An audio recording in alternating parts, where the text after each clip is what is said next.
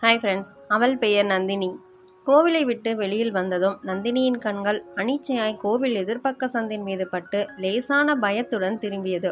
அவள் பார்வை சென்று திரும்பிய திசையை பார்த்த அம்மா வேணி, நந்தினி அங்கென்ன பார்வை? எதை வேணாம்னு சொல்கிறோமோ அதை நோக்கி நகரதே உன்ன மாதிரி பிள்ளைகளுக்கு வேலையாகி போச்சு. முதல்ல இப்படி திரும்பி சாமியை பாரு. 10வது பரீட்சையில் நல்ல மார்க் வாங்கணும்னு பிரார்த்தனை பண்ணு என்று அதட்டல் காதுகளில் ஏறியது. ஆனால் மனசில் ஏறவில்லை. வெளியில் வந்து செருப்பு மாட்டி அப்பா பிரபு நகர இருவரும் பின்தொடர்ந்தனர். வண்டியில் ஏறியதும் அனிச்சையாய் திரும்பி பார்த்தாள் நந்தினி. தெரு விளக்கு வெளிச்சத்தில் அவள் இப்போது நன்றாக தெரிந்தாள். எண்ணெய் கண்டு பல நாட்களான தலை, அழுக்கான உடல், வெறித்த பார்வை, மட்டி துணியில் சாயம் போய் கிடந்த நைட்டி, அதற்கு மேல் ஆண்கள் அணியும் ஒரு கிழிந்த மேல் சட்டை. நந்தினி நித்தமும் இந்த வழியாகத்தான் பள்ளிக்கூடம் செல்ல வேண்டும். கிட்டத்தட்ட 10 ஆண்டுகளாய் இந்த வழியாகத்தான் போய் வருகிறாள். ஆனால் இந்த பெண்ணை 4-5 மாதமாகத்தான் பார்க்கிறாள். முதலில் சின்ன ஆச்சரியத்தையும் பிறகு அச்சத்தையும் ஏற்படுத்தினாள் அந்த பெண். பேரும் தெரியாது, ஊரும் தெரியாது. இத்தனை நாள் எங்கிருந்தாள், இனி எங்கு போவாள் என்றும் தெரியாது. மழை நாளின் பாதையில் பூத்த நாய்க்குடை காளான் போல் எங்கிருந்தோ சட்டென்று முளைத்து கவனம் ஈர்த்து கொண்டிருந்தாள். தெருவிளக்கின் கீழ் படையெடுத்து கொண்டிருந்த கொசு கூட்டம் அவளை பதம் பார்த்து கொண்டிருந்தது. ஆனால் அதை அவள் சட்டை செய்யாமல் எங்கோ வெறித்தபடி அமர்ந்திருந்தாள். வீட்டில் அறைக்கு ஒன்றாய் அனல் மூட்டும் கொசு விரட்டிகளும் மின்மட்டைகளும் சுற்றி சுற்றி கலைக்கும் மின்விசிறிகள் இருந்தாலும் போதாதெனும் போது இவளால் மட்டும் எப்படி முடிகிறது என்ற கேள்வி எழுந்தது நந்தினிக்கு. பள்ளி விட்டு வரும்போது பெரும்பாலும் தெருவோரம் படுத்து கிடப்பாள். சில நேரம் யாராவது தந்ததை சாப்பிட்டபடி இருப்பாள். மாலையில் பள்ளி தோழியரோடு வரும்போது அவளை சன்னமாய் திரும்பி பார்த்தபடி வேகமாய் நடையை விரைந்து போடுவாள். அந்த சமயங்களில் இவள் என்ன செய்துவிட்டாள், எதற்காக இவளை கண்டு இத்தனை அஞ்சுகிறோம் என மனதிற்குள் கேள்வி எழும். வீட்டிற்கு வந்து மின்விசிறியை சுழலவிட்டதும் அந்த பெண்ணின் நினைவு தன்னிச்சையாக மனதில் வந்து போனது. யோசனையாய் விட்டத்தை வெறித்து நின்றவளின் தலையில் தட்டினாள் அம்மா. என்ன யோசனை நந்து? இல்லம்மா, அந்த பைத்தியம் நாம பார்த்தோம்ல, அது இந்த நேரத்தில் என்ன பண்ணும்? இவளுடைய கேள்வி வேணியின் நெற்றியை லேசாக சுருங்க வைத்தது. இப்போ எதுக்கு உனக்கு சிந்தனை அங்கே போகுது? இல்லம்மா, சும்மா கேட்டேன். பைத்தியமெல்லாம் என்ன பண்ணோம்னு என்ன கேட்காத, உன் அப்பாவை போய் கேளு, அவர் தான் சரியா சொல்வாரு என்றாள். அவள் சரியாக தான் கேட்டிருக்கா. உன் அத்தையோட பேத்தி ரொம்ப நாளாக மனநிலை பாதிக்கப்பட்டு இருந்தால, அப்போ என்ன நடந்ததுன்னு உனக்கு தானே தெரியும் என ஈவிரக்கம் இல்லாமல் வாரினான் பிரபு. அவர்கள் இருவரின் பேச்சிலும் நந்தினிக்கு கவனம் திரும்பவில்லை. கொட்டி கிடந்த இருளும் அதில் ஒட்டியிருந்த அச்சத்தின் முகமும் அந்த பெண்ணை என்ன செய்யும் என்ற புதுவிதமான சிந்தனையை அவளுக்குள் கிளந்து எழ செய்திருந்தது. வலுக்கட்டாயமாக கண்களை மூடிக்கொண்டாள். அம்மா தந்த சப்பாத்தி ரோலை எடுத்துக்கொண்டாள். யூனிஃபார்மை உடுத்தி இப்படியும் அப்படியும் பார்த்து கொண்டாள். வழக்கமான அறிவுரையோடு முன்னே வந்து நின்றாள் அம்மா. பார்த்து ஓரமாக போகணும், ஸ்கூல் விட்டால் நேராக வீட்டுக்கு வரணும் நந்து. சரிம்மா. காளி பசங்க பின்னாடி வந்தாலோ இல்லை வேறு மாதிரி நடந்துக்கிட்டாலோ அம்மா கிட்ட சொல்ல தயங்கக்கூடாது. அம்மா, நம் தெருவில் இடியாப்பம் வைக்கிறார்ல? ஆமாம் ஆமாம், கண்ணியப்பேன். அவனுக்கு என்ன, உன்கிட்ட எதுவும் தப்பாக நடந்துட்டானா என்ற வேணியின் குரலில் பதற்றம் அப்பியது. வெயிட், அவர்கிட்ட கேட்டு டேப் ரெக்கார்டு வாங்கி வச்சுக்கோ. திரும்ப திரும்ப இடியாப்பம்னு சொல்ல சங்கடப்பட்டுக்கிட்டு ரெக்கார்ட் பண்ணி வச்சிருக்காரு. என்னம்மா, தினமும் ஒரே டைலாக் என சூலேஷை இறுக்கிய மகளை லேசான கவலையோடு பார்த்தாள். உனக்கு என்ன தெரியும்? பொம்பளை பிள்ளைங்களை பெற்று வெளியில் அனுப்பிட்டு வயிற்றில் நெருப்பை கட்டிக்கிட்டு காத்திருக்கிற தாய் தகப்பனுக்கு தான் என் கஷ்டம் புரியும். எப்போதும் காலையில் பள்ளி வேன் வந்து விடும். 10ஆம் வகுப்பு என்பதால் சிறப்பு வகுப்பு முடிந்து வீடு திரும்ப நேரமாகும். அதனால் நடந்துதான் வருவாள். இன்று திரும்பி வரும்போது அந்த பெண் அங்கேதான் படுத்திருந்தாள். அவள் முகத்தில் தீராத அவஸ்தை வழிந்தது. என்னவென்று இவள் கண்களால் இனம் காண முடியவில்லை. தயக்கமாய் நின்றாள். காலையில் அம்மா கட்டி தந்த சப்பாத்தி ரோல் சாப்பிடாமல் அப்படியே தான் இருந்தது. அந்த பெண்ணும் நந்தினியை ஒரு நொடி பார்த்துவிட்டு கண்களை மூடிக்கொண்டாள். சப்பாத்தி ரோலை அவள் அருகில் வைத்துவிட்டு வேகமாக ஓடி வந்து விட்டாள் நந்தினி.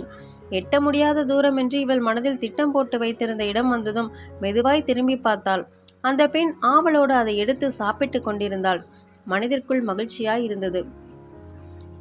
நியாயமான பசியை போக்க அந்த உணவு பயன்பட்ட சந்தோஷம் மனதிற்குள். காலையில் எழுந்து பள்ளிக்கு கிளம்பும் போதே அடிவயிற்றில் சுளியிரிட்ட வழி அந்த 3 நாள் அவஸ்தை என்று புரிந்தது. சுணங்கி வந்து நின்ற மகளை பார்வையால் உணர்ந்தாள் அம்மா. இதெல்லாம் சகஜ நந்து, இப்பயாவது 1008 நவீனங்கள் இருக்கு. ஆனா எங்க காலத்துல அதெல்லாம் ஏது? அத்தனை கஷ்டங்கள் நடுவே தான் நான் எல்லாம் பள்ளிக்கு போய் படித்தேன். அம்மா.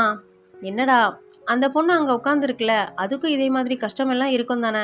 அந்த வெட்ட வெளியில் இதுக்கெல்லாம் அவங்க எங்கே போவாங்க என அவள் கேட்டபோது துணுக்குற்று போனாள் வேணி. நந்துமா, இப்போ எல்லாம் நீ தேவையில்லாத விஷயங்களை நிறைய சிந்திக்கிற. எதுவாக விரும்புகிறாயோ அதுவாகவே நீ மாறுகிறாயின்னு கேள்விப்பட்டதில்லையா? நீயே பைத்தியத்த இடத்துல ஒன்றை வச்சு சிந்திக்கிற. இப்படி ஏம்மா இப்படி யோசிங்களேன், என் இடத்துக்கு அந்த பொண்ணு வந்துடக்கூடாதான்னு நான் நினைக்கிறேன்னு. பாவம், மூளையில தானே கோளாறு, உடம்புல இல்லைல்ல. அப்போ இந்த மாதிரி விஷயங்கள் அவளுக்கும் தானே நடக்கும். மகளின் கேள்வியில் திணறி போனாள். மாலையில் வீடு திரும்பும்போது அம்மாவிற்கு தெரியாமல் எடுத்து வைத்திருந்த நாப்கின் பாக்கெட்டை அந்த பெண் முன் வைத்துவிட்டு வேகமாய் இடத்தை கடந்தாள். வழக்கமான பாதுகாப்பு எல்லைக்கு வந்ததும் திரும்பி பார்த்தாள். அந்த பெண் அந்த பாக்கெட்டை எடுத்து திருப்பி திருப்பி பார்த்து கொண்டிருந்தாள்.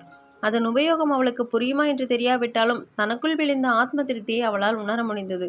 அன்று பள்ளியில் சிறப்பு வகுப்பு முடிந்து வீடு திரும்பும்போது லேசாய் இருட்டிவிட்டது. சின்னதாய் சாரல் மழை.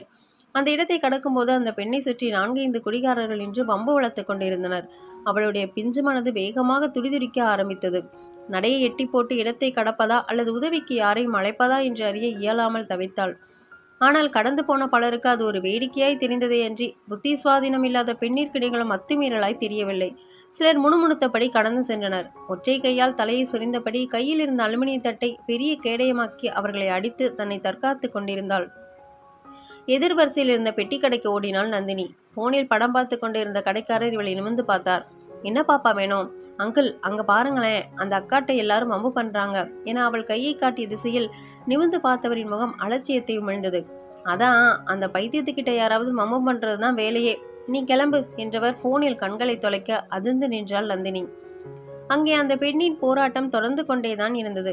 பையில் இருந்த ஒற்றை ரூபாயை எடுத்து காயின் பாக்ஸில் போட்டு அம்மாவின் எண்ணை சுழற்றினாள். எதிர்முனை எடுத்ததும் இவள் குரல் கேட்டு அதிர்ந்தது.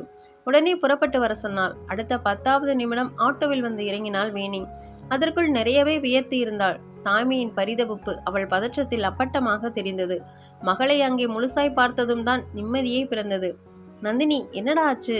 அம்மா, அங்க பாருங்களேன் என மகள் கை நீட்டிய இடத்தை பார்த்தவளுக்கு இப்போது நெஞ்சுக்குழியில் பதற்றம் ஒட்டி கொண்டது. அடக்கடவுளே, நந்தினி, நீ என்ன பண்ணிட்டு நிக்கிற? முதல்ல கிளம்பு. மகளின் கைகளை பற்றி இழுத்தாள். நந்தினியின் முகத்தில் குழப்பரேகை படர்ந்தது. அம்மா, அவங்களுக்கு உதவ வேணாமா? என்னத்த உதவுறது? முதல்ல நம்ம பாதுகாத்துக்கணும். அதுதான் புத்திசாலித்தனம். எல்லாரையும் மனுஷங்களா பார்க்கணும். அதுதாம்மா மனிதாபிமானம். குழந்தைகளின் புத்திசாலித்தனத்தை எல்லா நேரங்களிலும் பெற்றவர்கள் ரசிப்பதில்லை. இப்ப நீ நடக்க போறியா, இல்ல அப்பாவுக்கு போன் பண்ணவா? அம்மாவின் வார்த்தைகளில் அவள் அமைதியானாலும் மனம் என்னவோ அந்த காட்சியிலிருந்து விலக முடியாமல் தவித்தது. அவளுடைய அமைதி வேணியை என்னவோ செய்தது. நந்தினி, நீ சின்ன பொண்ணு, இதெல்லாம் மனசுல போட்டு குழப்பிக்க கூடாது. மகளின் கைகளை ஆதரவாக பற்றி கொண்டாள். தெளிவா புரிஞ்சுக்கிட்டேன். எளியவங்களுக்கு இந்த உலகத்துல எதுவுமே இல்லை. பசி, தாகம், உபாதை, வலி, கற்பு எல்லாம் நமக்கு இருக்குன்னு முதல்ல இந்த உலகம் புரிஞ்சுக்கணும்னா நிறைய பணம் வேணும் இல்லையாமா என்ற அந்த கேள்வியில் தொக்கி கிடந்த வலியும் குழப்பமும் ஒரு நிமிஷம் வேணியை உலுக்கியது. எல்லாருக்கும் எல்லாமே பொதுதானே. மனநலம் இல்லாத அந்த ஏழை பெண்ணுக்கிட்ட இருக்கிற கற்பு மட்டும் விலை மலிவானதா என்ன? தன்னை பாதுகாக்க முடியாத அவளை யாருமே ஏன் ஒரு பொருட்டா நினைக்க மாட்டேங்கிறாங்க? அவளுக்கும் வலி, பசி எல்லாமே இருக்கும். ஆனால் சொல்ல தெரியல. பாவம். நந்தினியின் வார்த்தையில் நெகிழ்ந்து போனாள் வேணி. நமக்கு நடக்கக்கூடாது என்று ஆசைப்பட்ட கோரங்கள் மற்ற யார் வாழ்விலும் நடக்காமல் காப்பாற்ற தவறிய யாருக்கும் தனக்கான பாதுகாப்பை யாசிக்க எந்த அருகதையும் இல்லை. வேகமாக மொபைலை எடுத்து காவலன் செயலியை அழுத்தினாள்.